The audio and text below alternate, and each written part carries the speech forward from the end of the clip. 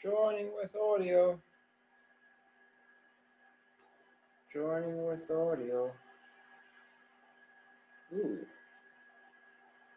Yay! People have joined. Cool. Cool, cool, cool. Cool. Cool, cool, cool. 2 people. Anton, how's it? How you doing? You go all welcome to turn your microphones on. Glad you can join the party and we can have a nice chitty chat. The lights are on. Ooh, yay. Exciting. How's it, Andre? How are you doing? So far, probably my favorite student. All full of... Excuse me. No worries. Hi, Kevin. How are you? How's it, Andre? Kevin? How are we doing? Everyone's joining. Good. Good. Last night was a bit of a disaster. Yeah, but we're back on track now. I was out the whole day until like 5 o'clock, and then I got back and the power was out, so I didn't have a chance to send emails between like 11 o'clock in the morning, and I was planning to send them when I got back at 5, and yeah, that wasn't happening. So, no worries. Yeah, but today's fine. Well, it looks cold there. No, it's just a bit of a chill tonight, but it's fine. I'm just wearing a t-shirt, long sleeve t-shirt, but my head is cold. Oh, the beanie I'm thinking about. Yeah, I'm going for that whole hipster look, I guess. Okay, cool. Cool, yeah. So it's just been a bit hectic settling in here and recalibrating my schedule, but it's not going to affect classes. I might change which day every week based on schedule, but we will continue as always with classes. I will get through everything. And as far as I know, it won't stop every week having at least one class. I still would like to push it up to 2 classes again, but it's just work is hectic, and just juggling 10 different things at once. So yeah, any questions? Anton's asking a question. Ecological question. About 10 to 15 years ago, while driving through your windscreen was full of insects, and when you're driving now, there are no insects. Is this because there are fewer insects? Yes, there are significantly fewer insects. There is 20 years ago, the world was, there were only about 5.5 to 6 billion people. We're already 25% higher, so we're using more resources. Alien invasives are significantly higher than they were 20 years ago. They're obliterating habitats. There's also people in their gardens. Urbanization is just expanding. Habitats are being annihilated. Yeah, we're just having this ecological cascade. I mean, it's depressing as sin, but those are the facts. We are currently experiencing the 6th major extinction. And scientists are reckoning that we could lose anything from 25 to 65% of our species in the next 2,000 years. So, yikes. We've already destroyed all the megafauna, as you guys have seen from my classes. Megafauna is kind of on its way out, all the big animals. We've lost most of our hippos, most of our lions, most of our... we haven't got to the elephants yet. That's scary. So insects, I mean, I'm certainly not an etymologist, so I can't tell you about all the species of insects that are extinct. I just know a fraction. But yeah, humans, we're just having fun with this planet. So there's less food, there's more poisons, and there's less space. It's just that simple. So try plant native. If you've got bougainvillea in your garden, nuke it. You all know my opinion about bougainvillea. If you've got gum trees, nuke them. If you've got exotics, nuke them. Plant food plants. My garden back at home is, I mean, I don't want to brag, but it's I like to think of it as a mini nature reserve, because it's swarming with bees and butterflies and wasps and grasshoppers and snakes and lizards and all that. And it's like, I love going to my garden because there's just so much life in it. And everything is, almost everything, I'm trying to gradually obliterate, but almost everything is indigenous. Nick, on the topic of insects, in guiding school, we learned that oleander kills insects or stops insects from coming on the road. I don't believe that. I've seen insects literally, oleander trees. Oh, oleander trees? Oleanders are evil. They should be annihilated. They're so toxic. They don't stop insects coming on the road. Pollution stops insects coming on the roads. There's also a lot of mixed, I don't know where I stand, but there's a lot of mixed evidence about 4G and 5G towers. So I'm not going to comment. I'm not qualified to comment. It's not even a matter of having opinions. It's just, I think there should be more, I'm not even having an opinion on it because I don't know.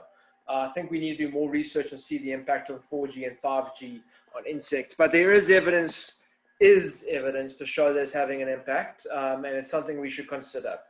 But I don't know enough to comment. So just, we should all make an effort to learn about it, not just follow blindly. And if there's no harm, there's no harm. If there is harm, there's harm, but I don't know yet. So we'll find out. But oleanders, they're just terrible. They're just terrible. So toxic. Yeah, but I don't think they would stop any insect flying onto the road. I mean, that's crazy. Other questions? Nick, a bit off topic, but at our last meeting, you made reference, I know it's off topic, but you made reference to the Arabs colonizing way earlier. Do you have any reference to share with us regarding that we can... So many books. Read Sapiens by Yuval Noah Harari. There's countless books. I mean, read The Last 2 Million Years in Africa. I've got a copy here. Read pretty much any good history book. I mean, any history book will tell you this. Any history book that doesn't have a political bias, like school textbooks, for example, which are very politically biased, but actual history books like university material, DK publishers, any of the major things. Strake's got a good range. And again, there's this, I mean, I don't want to politicize it. I'll try to stay away from politics, but the fact, humans are humans. We evolved in Africa. There's none of this, it's not your land nonsense as far as I'm concerned. Homo sapiens evolved in Africa. I have every right to be here, regardless of my skin color. And, if anything else, we don't belong anywhere else on the planet. We invaded Europe as a species. We invaded in Australia as a species. We invaded North America as a species. But the one place humans did not invade was Africa. We came from here. Sorry, bad signal. Anyone can hear me? Yeah, I can hear you now, thanks. Okay, all right. So a few seconds. I had someone cut out there. Someone dropped the line. I'm not sure what happened. But no, just go and read pretty much any good textbook. There's so much material available. Like, go and find a good textbook on the history of Ethiopia, the history of Somalia, history of Egypt, and that'll tell you everything you need to know. There was even a bit of a side topic between the 1100s and the 1800s. The Barbary slavers of North Africa, they used to these were black slavers from North Africa. They used to raid southern Europe, and this was over a good 900 years between the 1100s and between the 1000s and the 1800s. The Barbary traders, which were from Morocco, Tunisia, Algeria, they were Moorish tribes. They used to raid across the Mediterranean into southern Europe, from North Africa into southern Europe, and take European slaves and bring them back into Africa. So, we're all assholes, basically. I'm not saying that one side's right and one side's wrong. I'm saying that, no matter of your skin color, all our ancestors are assholes. So I had ancestors on both sides of the Boer War. I've had ancestors I've got German ancestry and English ancestry. So I can take accountability for that. I've got Greek ancestry. So, you can read a lot of material. Just get any good history book and you can learn about the history of the world. But unfortunately, people watch TV, and TV is very, very, very limited in what it actually teaches you. Pick up a book. And books are a lot less biased, have a lot less political affiliation, and are a lot more factual. TV is made to entertain and make people hear what they want to hear. I mean, I realize the irony of us watching each other right now. That's not lost on me. But read books, and there's so many good books on world history and African history. Dar es Salaam, for example, was a major Arab slave trade post between the 1100s and the 1600s, before the Dutch and the French and the Portuguese moved in there. But the Arabs were trading black slaves for a good 600 years before the Europeans even came up with the concept. And you know, then the Chinese were taking Arab slaves, and the Arabs were taking Chinese slaves, and you know, Europeans were taking Chinese slaves, and people were just crap. So that's getting a bit deviated from ecology. So let's try to stick to ecology questions or nature questions. Hello, question. Okay, yes, I'm back. I know I'm handling the line again, Nick. You made reference a few seconds ago, and I'm sure you'll go into further detail, but you spoke about the shortage of elephants. I mean, we see what's happening in Botswana particularly, and we know what they want to do sometimes in Kruger, etc., etc. But I'm just thinking of your reference, or will you go into more detail into this when we cover elephants later? But yeah, there's definitely an overpopulation in Botswana. They're at least 400% overpopulated. And they should be allowed to migrate, and maybe that'll happen in the future, but we won't go in depth into that. You know, I stand on trophy hunting. Culling is a different story. If they need a cull, they can cull. I don't like the idea, but it has its place, but I will never condone hurting of any animal for entertainment. Yeah, no, Botswana, very overpopulated. Kruger, very overpopulated. And if they need to bring professionals in to bring the numbers down, that I don't like it, but it needs to be done.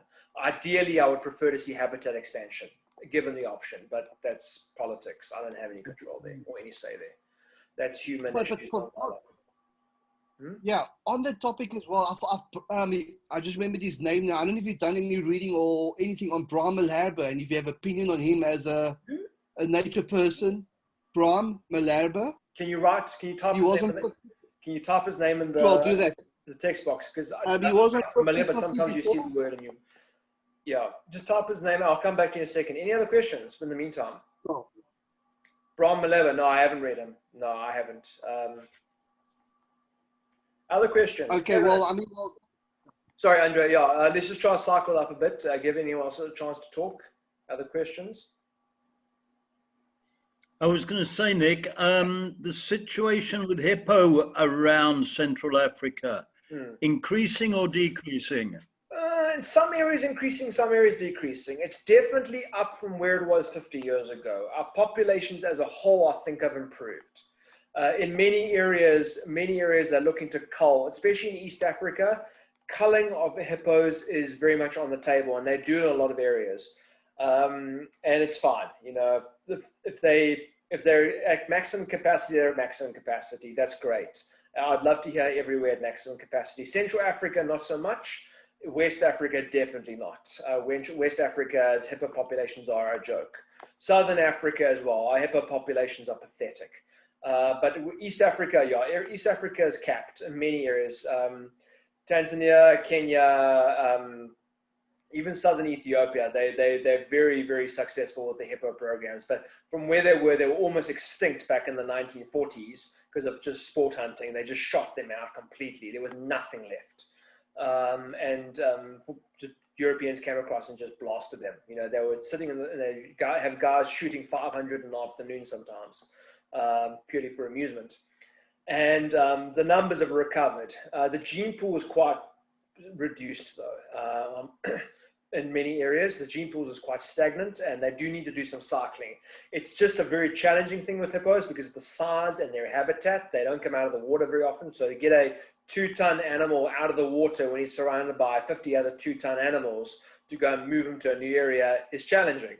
So a lot more challenging than a cheetah or a leopard where you just dart him and take him and move him, you know? So hippo genetics are something that has been ignored. And it needs, because it's not a trendy subject, it's not sexy like leopards or cheetah or tigers or lions, you know, those are exciting. But you say, oh, what are you into? Oh, I do hippo genetics. And really? You do hippos? So it's not fun, it's not sexy, you know, it doesn't sell. So we love hippos, but if people tell you you're into hippo genetics, they're looking to roll their eyes. But it needs to be done, and there needs to be some more effort done into the diversity of hippo genes. Because their gene pools are pathetic. They're these tiny little gene pools bred from a few individuals 50 years ago. But they breed very, very well. Like, I'll tell you an example, Tula Tula. They had 2 hippos 6 years ago, and they're now bred up to 5 hippos. Pablo Escobar, as I said, in the 1980s, he introduced 4. They're now up to 80 they estimate in the next 10 years they'll double to 160.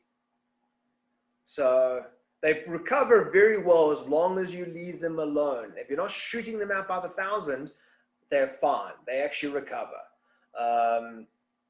So you don't need to protect them. They're okay as long as people are not shooting them for sport, because local communities can't hunt them. They can't hunt them with spears. They certainly can't take them out with snares. Hippos will laugh them off. The only thing that kills them are people coming with high caliber elephant rifles. So they're very rarely poached. They're not like elephants and rhinos, which are poached. There's not much demand for them. It was purely farmer conflict and trophy hunting. That was the, when I say farmer, I mean predominantly European farmers, because they would fight over water resources with wildlife. So it was farmer conflict and trophy hunting were the sole reasons why hippos are eradicated. Rhinos and elephants are a lot more complicated. There's trades, there's poaching, there's trophy hunting, there's all these issues. I mean, we lost 7 subspecies of black rhino to trophy hunting in 100 years. There were 9 species recognized in 1800. There were 2 species recognized in the 1990s. So it's just been annihilated. And that was before the horn trade, the rhino horn trade. So it wasn't there wasn't Asian market. The Asian market exploded in the late 90s and 2000s. There was no real horn trade before that. But hippos are fine as long as we leave them alone. Just leave them alone and they'll be okay. So, and they're great. They don't pose a threat to anybody. If you're going swimming in a river, you should be worried about more things than the hippo. You're going to get, sepsis from the local communities before you get attacked by a hippo. So yeah, hippos, they're great. I love them. I just saw a whole bunch this morning. So yay. If that answers your question. Sorry, I know I kind of rambled. Yep. Yeah. No, fine. Yeah. If you got a question, more direct question, ask me another question, and I'll kind of tie it up there as well. Other questions?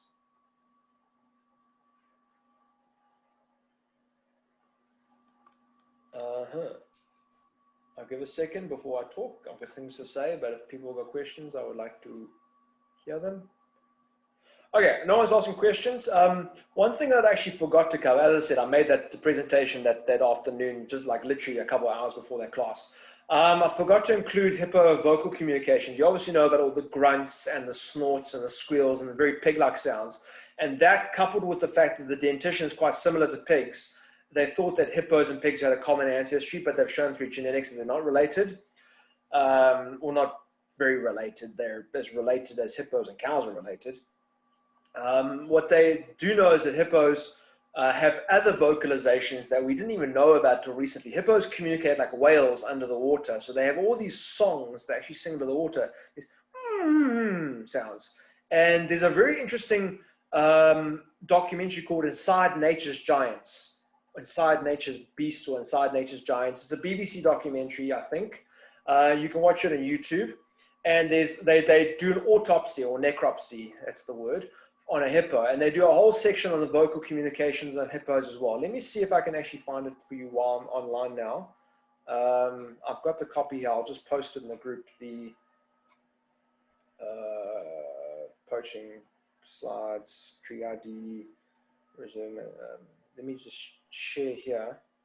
Let me do a screen share screen. If you guys can see that, sound a bit. Where am I looking? Documentaries. There we go. And then Inside Nature's search. Inside Nature's Giant Hippos. So look that up on YouTube. Inside Nature's Giants Hippos, and it's great comprehensive knowledge on hippos. And they do a nice section all on the vocalizations of hippos as well.